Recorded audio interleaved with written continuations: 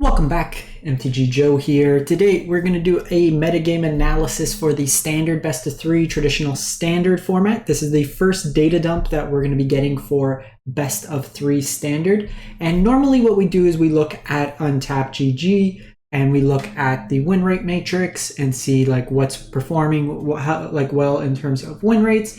It's still very early. The set's been out less than 3 days. Usually it takes about it should by the weekend hopefully get enough games played to see what is performing well and what like people are trying out, win rates, stuff like that. So I will do the quant based, like actual win rate percentages, volume of games, stuff like that later on in the weekend, early into next week. But we did get our first MTGO standard league dump. I just want to pull up Untapped right now just to kind of show what people are playing, at least tracked on the ladder. So it looks like Dimir Fairies is the most popular deck right now. But it also has kind of like the lowest win rate that we see here at 51%. A lot of the existing decks, at least at the forefront, are still performing well in the new standard. And that's fairly common. People stick to what they have right now as they build out a new collection. There also was kind of a fake rotation in the sense that we just got new cards added as opposed to a proper standard rotation where stuff was leaving, kind of forcing innovation. So just kind of preface that. These are, as always, with the first week or so of data, very kind of up in the air. Things can change. If you're uncertain, you're saving wild cards, hold off for now, play an existing deck, or just kind of try out things that you want, but buyer beware in terms of these decks. But we'll go to MTGO. So they have these leagues. One thing with MTGO, it's very similar to paper where you do have to get the cards. It's not like a wild card system like Arena where you can just redeem a wild card and get the cards. So some of what we'll see is just folks playing gold decks could just be card acquisition. There is like artificial scarcity that exists within the platform in terms of cards coming out of packs. So while you can borrow cards from lenders, it doesn't necessarily mean that they have availability. It's not an infinite amount of cards. So I'm going to kind of skip over the existing deck lists and focus on things that people are playing that are new. I'll link this in the video description. So if you do want to copy any of these deck lists, it's very easy to import. If you're looking for standard best of one, I did a video, should be up today as well. As you can see those deck lists there, we did have Untapped stats, so we looked at the actual win rate stats for that. And then one last thing before we jump into it, you'll see on the top right-hand corner, we are trying to hit 10,000 subs on the channel. We do this meta-analysis for every arena format, best of one, best of three. We try to get at least once a week based on data availability. So if you like this type of content, drop a sub, free, easy, helps with the channel. If you've already dropped a sub, likes and comments are always greatly appreciated. So enough shilling, let's go. So we have mono black mid-range, nothing's changed in this. This is pretty much card for card from the old version, so we'll kind of skip over that. These are all lists that went 5-0 in the challenge. The ramp deck, the Atraxa ramp, no new cards. Let's run it over. We then have a Orzhov mid-range, which we've seen some amounts. Really the only innovation here, they're playing a one of Edgar Charmgroom, which is pretty bad into Sunfall as well as Farewell meta. In which this deck's also playing copies of. But this is basically mono white, splash black for Breach the Multiverse. We have mono blue. Moment of Truth is from the old set, so nothing really new here. We have Dimir with nothing new. So the first couple decks, I will admit, they're pretty much exactly the same deck. So we have mono white Angels with like Guardian of Girapur, Steel Seraph, Sarah Paragon, Inspiring Overseer. So not that common of a mono white configuration. So if you do like the Angels archetype, maybe something to consider there. We have then, this is a new old deck. So someone got 5 wins with mono green. So it's a mono green ramp. So we have Titan of Industry, Topiary Stomper, Armored Scrap Gorger for ramp, the Nissa that from Aftermath, that whenever a land comes into play, you get to get a mana. And then if you have 2 lands enter, you get to search a elemental. So it pulls your Titan of Industry. Cosmic Hunger as a fight spell, but notably deals damage. So you can actually kill a Sheoldred.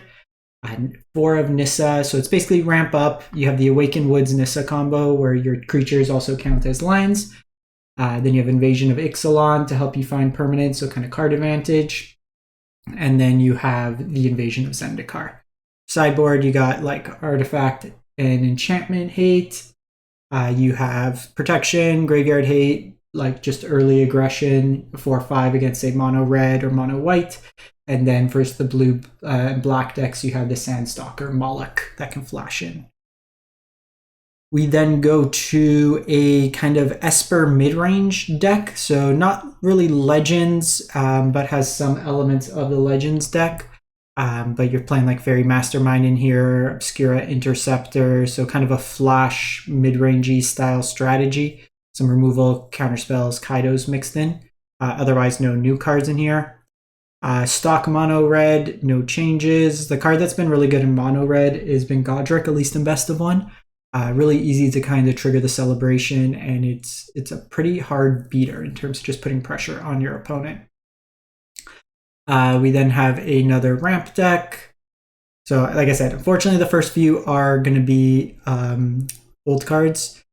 So this is not the version. So there's a mono white like aggro. Then there's another mono white that I saw. So I'm just going to kind of scroll past these. We have like the stock, and then we start getting into like soldiers. So this is the one. So starting here, we start seeing some new cards. So we have a mono white's humans list playing Spellbook Vendor. So this is a 2-mana 2/2 vigilance. Beginning of your combat, you can pay 1 and you attach a sorcerer roll. So this gives +1, and when it attacks, you scry. The sideboard, very clean. You got announcements, peacekeepers, lay down arms. So trying out some different cards in these human shells.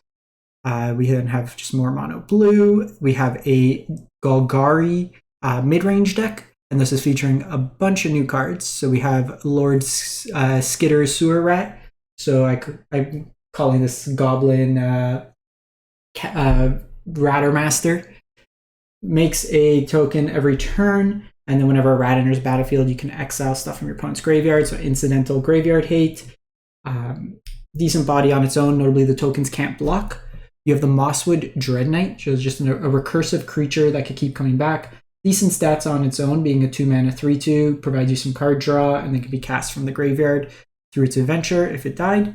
You have Virtue of Persistence, 7-mana enchantment. Beginning of your upkeep, you can reanimate, so kind of a Dread Return, or not Dread Return, just kind of a reanimation style effect. And then you have the removal side that can be used early. Target creature gets -3/3 and you gain 2 life. Bunch of removal, including the end. So this is kind of someone said in one of my comments, this is build your own ban list. You target one of their creatures or planeswalkers, take out all the copies from their hand, deck, and graveyard. And then just a Planeswalker package, including a copy of Ashiok on the top end. Sideboard, just more virtues, more ends, just situational removal, and then creatures like for aggro, you have Obstinate Baloth. Grindy matchups, you have Arena. Counterspell matchups, you have Thrun kind of mixed in. We then have a green-white enchantments build playing Yenna Redtooth Regent. So 4-mana 4/4, choose target enchantment you control that doesn't have the same name as another permanent, and you create a token, and then you get to scry. If the token is an aura, untap Rena. So you do get some kind of cool tap-untap action that could happen with this. But the big thing here is you have like copies of Hallowed Haunting you can make. You can make copies and then copies with copies. So a lot of cool kind of value in that sense. So kind of more the mid-rangey version, while you do have some copies of Mashiko, some copies of Ossification. It's not all in.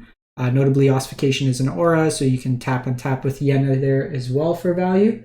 And then Royal Treatment as a new protection spell as well. That creates a role token, which is an aura. So you can copy your role token auras as well. Sideboard, just kind of varied removal spells, card advantage, Wedding Announcement for grindier matchups, Elish Norn is very good into the ramp decks, and then Nissa for kind of the heavy removal decks. So we see the ramp deck playing Bramble Familiar. This is a new 2-mana ramp card. It will allow you to early game ramp, and then late game you can mill over 7 cards for 7 mana, put a creature, enchantment, or land into play. So that hits Leyline Binding or Virtue of Persistence. So kind of playing that. So a little bit of shift. Usually these decks were historically green-white based, but playing some more black in the main. A lot of them have moved to include Chromehost Seed Shark in the main board as well. Fewer copies of like Herd Migration, but this one does have the Sweeper and Drag to the bottom. as well as copies of Beseech the Mirror that could be used as a tutorable effect. Kind of mixed into there. In terms of tokens, so the briefcase works as 2 tokens. Technically, Chrome Host can make tokens. The enchantment of Leyline can be sacked. So it's not huge amounts, but I guess the battle's not an enchantment. So interesting to see how this actually plays out in practice. You are heavier on black mana, especially trying to catch triple black in this deck. So that's it as kind of like an early drop. We see a lot of those kind of same offenders being present in the format. It is still fairly early, but I do still think like one of the pillars of the format, Shieldred, Wandering Emperor, which we didn't see too much in here, but like you're gonna have your ramp. You got to kind of be one end or the other, it seems, either heavy aggro or kind of more controlling or somewhere with counter spells, so like the Dimir decks, stuff like that. Or just kind of going completely over the top with these ramp decks and then just having counterable threats out of the side. But let me know what you've been playing thus far. Like I said, this is an early look. Usually the first week, as soon as any data is out, try to get it out to folks so that they can at least see, especially going into the weekend. I want you to have decks that you can play, things to try out in that sense. Let me know what you think. We'll catch you next time. Thanks for watching.